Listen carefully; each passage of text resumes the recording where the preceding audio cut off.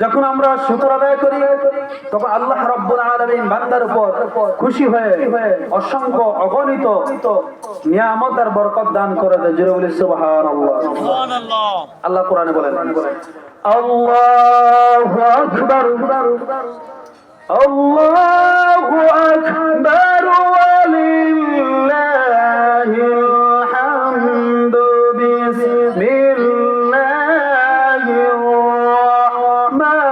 রাহমানির রহিম।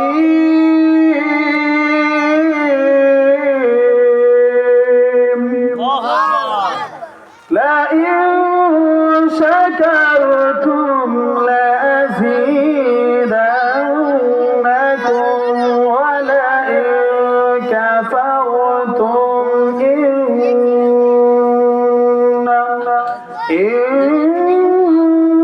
ইন্না আযাবি লাশাদীদ।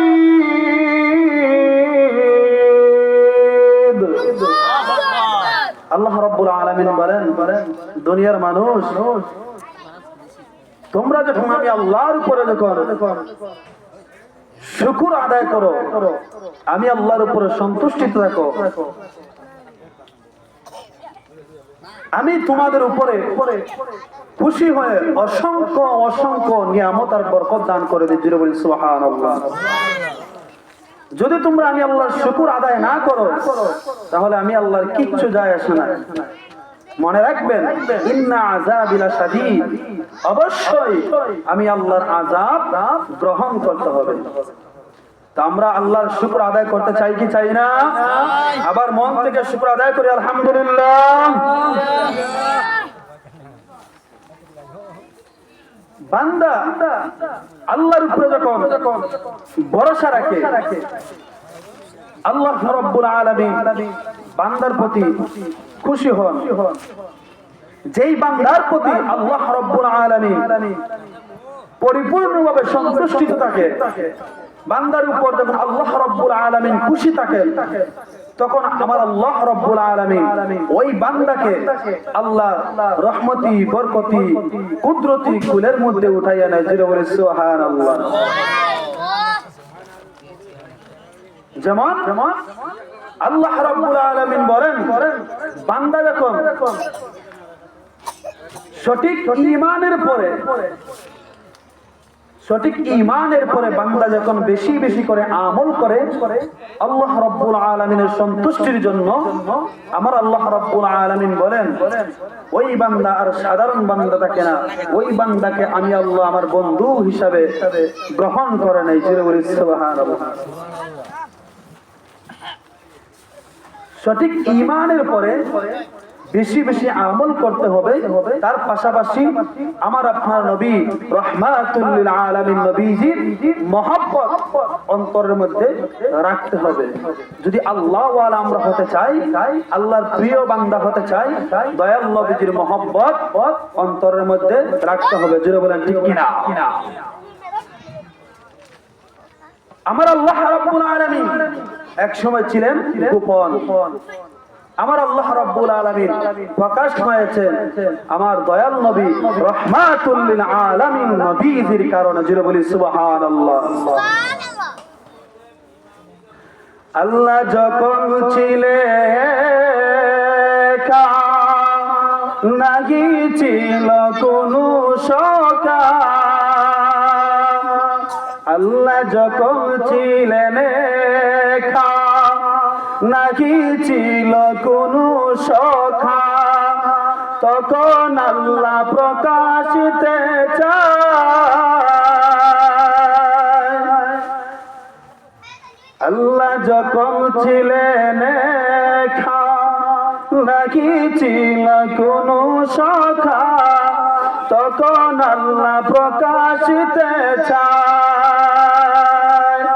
আরে হাকিকতের নূর দিয়া হাবিবের নূর করেন পয়দা, হাকিকতের নূর দিয়া হাবিবের নূর করেন পয়দা। জোশ মারিল আশকার দরিয়ায় গো সময় যায়, পর দুরুদ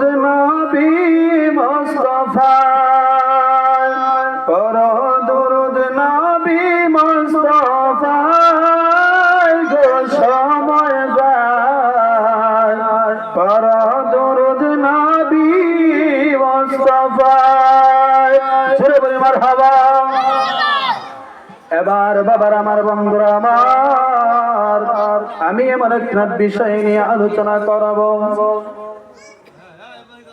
আমার আল্লাহ রাব্বুল আলামিন আমাদেরকে দুনিয়ার জমিনের মধ্যে পাঠিয়েছেন একমাত্র আমার আল্লাহ রাব্বুল আলামিনের ইবাদত বندگی গোলামি করার জন্য। আল্লাহ রাব্বুল আলামিন আমাদের উপর 5 ওয়াক্ত নামাজগুলো ফরজ করে দিয়েছেন। আল্লাহ রাব্বুল আলামিন বলেন, বান্দা কাল কিয়ামতের ময়দানে সর্বপ্রথম নামাজের হিসাব নেওয়া হবে। বান্দা দুনিয়ার জমিনের মধ্যে যখন তুমি যদি সঠিকভাবে নামাজ আদায় না করো, কিয়ামতের ময়দানে আল্লাহর কাছে যাররা যাররা পরিমাণ হিসাব দিতে হবে। শুধু তাই নয়, আল্লাহ রাব্বুল আলামিন বলেন, কোন বান্দা 5 ওয়াক্ত নামাজের পরে তার পাশাপাশি যখন নেক আমল বেশি বেশি করে নফল ইবাদত করবে, আমার আল্লাহ রাব্বুল আলামিন বলেন ওই বান্দা আর সাধারণ বান্দা থাকে না, ওই বান্দাকে আমি আল্লাহ আমার বন্ধু বানাইয়া নে। আল্লাহর ওলি হইতে পারলা বাসে না নাই? আর একটু জোরে বলেন আছে। আল্লাহ রাব্বুল আলামিন বলেন, যেই বান্দা আমার প্রিয় বান্দা হয়ে গেছে, যেই বান্দা আমার বন্ধু হয়ে গেছে, যেই বান্দা আমি আল্লাহর ওলি হয়ে গেছে, ওই বান্দা দুনিয়ার জমিনের মধ্যে যা চাইবে জবান দিয়া তাই আমি আল্লাহ কবুল করে নিব। জোরে বলি সুবহানাল্লাহ। হাদিসে কুরসির মধ্যে আমার আল্লাহ বলেন, মাল্লাকুল মাওলা ফালাহুল কুল, যেই ব্যক্তি আল্লাহর হয়ে যায়, যেই ব্যক্তি আল্লাহর প্রেমিক হয়ে যায়, যেই ব্যক্তি আল্লাহর প্রেমে তার জীবনটাকে প্রেমিক বানাইয়া নেয়, ওই ব্যক্তির জন্য আমার আল্লাহ তামাম দুনিয়াটাকে আমার আল্লাহ তার গোলাম বানাইয়া দেয়। আল্লাহর ওলি হতে পারলে দাম আছে না নাই? আর একটু জোরে বলেন আছে না নাই? কিয়ামতের ময়দানে ওই আল্লাহর নেককার বান্দারা, আল্লাহর নেককার ওলিরা কিয়ামতের ময়দানে আল্লাহর কাছে ডাক দিয়ে বলবে, মালিক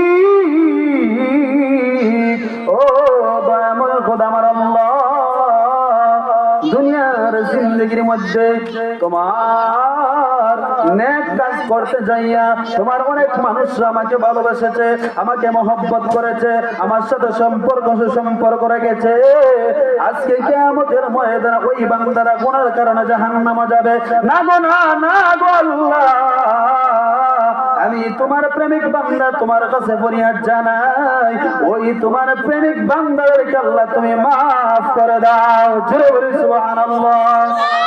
আল্লাহর ওলিদের সাথে যদি সম্পর্ক রাখতে পারি, আল্লাহর ওলিদের সাথে যদি মহব্বত রাখতে পারি, কিয়ামতের ময়দানে আল্লাহর ওলিরা আল্লাহর কাছে আমাদের জন্য সুপারিশ করবে। কথা বলেন ঠিক কিনা? আল্লাহর ওলি হইতে পারলে কেমন লাভ, কেমন মর্যাদা দেখেন। আল্লাহর ওলি রাস্তা দিয়া হেঁটে হেঁটে হেঁটে হেঁটে যাইতেছে, হঠাৎ করিয়া সামনের দিকে কিছু কবরস্থান পড়লো। কবরস্থানের মধ্যে দাঁড়াইলেন, ওনার সফর সঙ্গী সবাইকে নিয়ে কবরস্থানের সামনে দাঁড়াইলেন, দাঁড়াইয়া কবর জিয়ারত করলেন, দোয়া দুরূদ করলেন, ওইরা আল্লাহর কাছে হাত উঠাইয়া মুনাজাত করলেন, সমস্ত কবরবাসীদের জন্য মাগফিরাত কামনা করলেন। ওই আল্লাহর ওলি বাড়ির মধ্যে বাসার মধ্যে চলে গেলেন। বাসার মধ্যে চলে যাওয়ার পরে গো রাত্রের বেলায় যখন আল্লাহর ওলি ঘুমের ঘরে চলে গেলেন, আল্লাহর ওলি যখন ঘুমের ঘরে নিদ্রায় চলে গেলেন, এমত অবস্থায় আল্লাহর ওলি স্বপ্ন দেখতেছে, আল্লাহর রহমতের ফেরেশতারা ওই যে জিয়ারত করে আসছিলেন, ওই জিয়ারতের সওয়াবগুলা আল্লাহর রহমতের ফেরেশতারা মুর্দার কাছে বন্টন করে দিতেছে। জোরে বলে সুবহানাল্লাহ। ওই সওয়াবগুলা আল্লাহর রহমতের ফেরেশতারা মুর্দাদের কাছে বন্টন করে দিতেছে, সবাই কিন্তু নেকি নিতেছে। এমত অবস্থায় আল্লাহর ওলি শব্দের মাধ্যমে তাকাইয়া দেখতেছে, সবাই নেকি নেওয়ার জন্য সিরিয়াল ধরলেন, লাইন ধরলেন, সবাই নেকি নিতেছে। একজন মহিলা একটা কোণার মধ্যে বসে বসে বসে বসে আনন্দ ফুর্তি করতেছে। আল্লাহর ওলি জিজ্ঞাসা করলেন, মা গো মা, ওগো আমার মা, সবাই তো নেকি নিতে আসেন, নেকি নেওয়ার জন্য পাগল করা হয়ে গেল। আপনি কেন নেকি নিতেছেন না গো মা? আপনি কেন এই জায়গার মধ্যে বৈশা বৈশা মুস্কি মুস্কি হাসতেছেন, আনন্দ ফুর্তি করতেছেন? ওই মহিলা ডাক দিয়া বলল, বাবাজি, ও বাবাজি, আমি কেন নেকি নেওয়ার জন্য পাগল করা হই নাই? আমি কেন নেকি নেওয়ার জন্য সিরিয়াল ধরে নাই জানো নি? কারণ আল্লাহর জমিনের মধ্যে, দুনিয়ার মধ্যে আমার একজন নেককার